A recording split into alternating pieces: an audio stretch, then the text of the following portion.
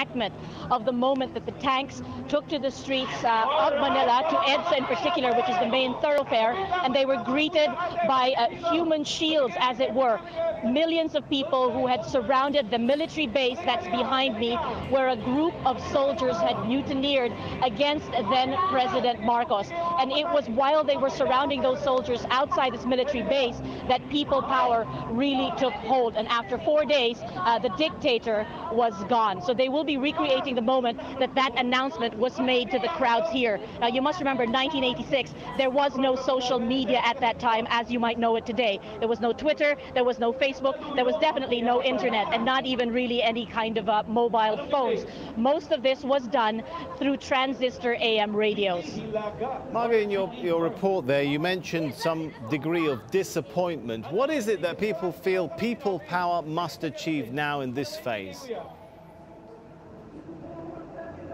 Well, what they feel let down by really is the fact that many people, it seems, were blinded by what they say was the optimism of the time. There were very high expectations, and it seemed that they believed in a quick fix. Many thinking that once President Marcos was gone, everything would be so much better in the country. They dropped the ball, is what many analysts are saying, and there was no follow through. So as much as democracy might have come back in, the actual culture that allowed such a leader to even come to power in the first place didn't actually change. So you see many of the same families still holding political seats. As you very well saw in the earlier report, Marcoses are also back in power. Imelda Marcos is actually a congresswoman. Her son, Ferdinand Marcos Jr., is a senator, and their eldest daughter is also the governor of her father's home province. Now, it seems that the feudalistic system by which many of the political platforms here are run is still very well present, and that has to change. Perhaps some lessons in that for some of the revolutions taking part in this part of the world. Thanks so much, Margot Ortegas. Well, in the last few hours, the United Nations has announced it's extending its mandate for UN peacekeepers in East Timor for another year.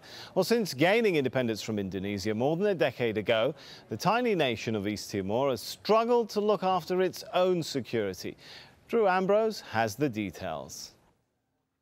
Abandoned homes in Osvaldo Gutierrez's neighbourhood are grim reminders of what happened in 2006. Political turmoil split East Timor's police and army into opposing factions, triggering violence that killed 37 people. Our house was burnt down.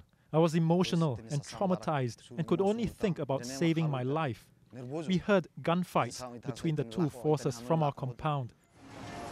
After the violence, the United Nations took over the running and reform of East Timor's police force. Now, slowly, district by district, the UN is handing back power to local brigades. UN one day will leave. It will provide our Timorese counterparts, Polícia Nacional Timor-Leste, with the proper tools to answer to any type of incident. East Timor is keen to show off their forces, but there are concerns the UN has been ineffective in changing police culture. I think it may have been that a smaller, more boutique police mission may have been more useful than a blanket executive policing mandate with 1,600 police, which is what we saw here in Timor. There are plenty of triggers for further instability in East Timor. The population is rapidly growing. 40% of people here live below the poverty line, and social divisions which caused violence in the past still exist.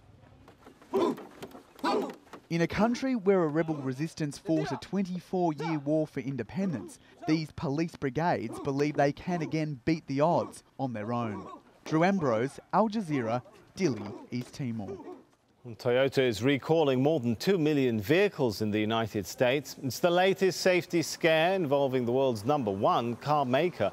Well, this time it's to address accelerator pedals that could become trapped in floor mats.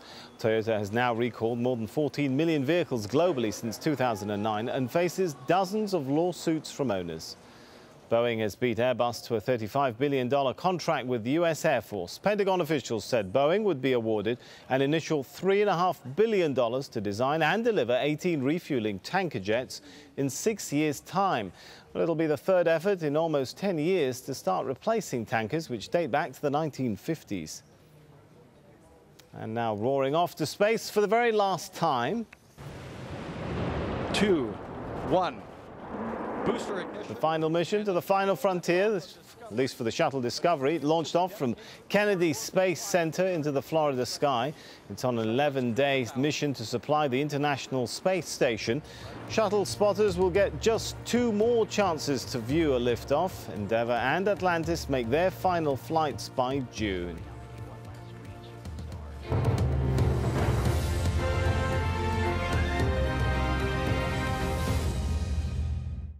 Taken stolen goods and he's now dumping them onto the world without any sort of consideration for consequences. From people making the news. If the North will be saved a lot of trouble, I think it is important that they should come together. To those it affects. We do accept that there was very bad mistakes made in our banking area. Behind the headlines. Most South Koreans are not interested in reunification. Is the inside story.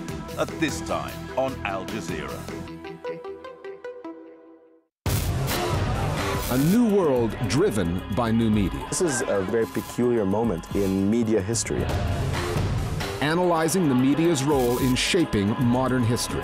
The Listening Post, at this time on Al Jazeera. If you're a Nokia user, you can download Al Jazeera's news widget from Nokia's Ovi store.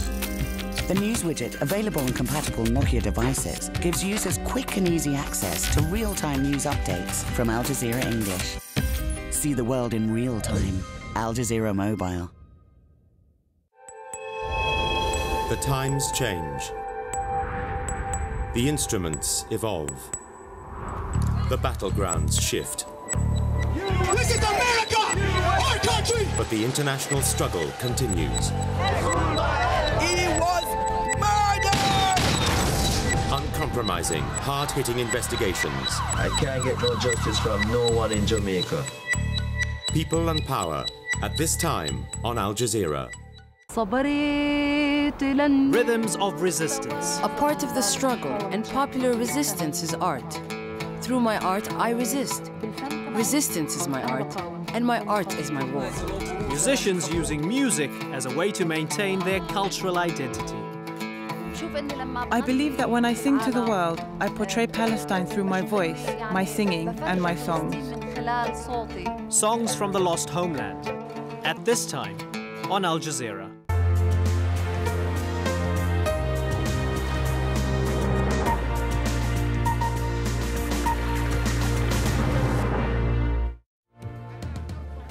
Libya's leader lashes out, blaming Al-Qaeda for the uprising.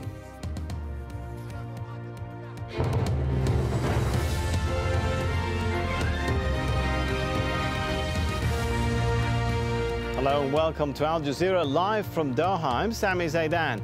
In a furious phone call to state TV, Muammar Gaddafi also offers a number of incentives for protesters to stop. But it appears it's too late for these protesters claiming to be in control of the East. As the violence continues, so do the evacuations, tens of thousands heading out of the country. Also ahead, angry over the economy, the Irish begin voting soon.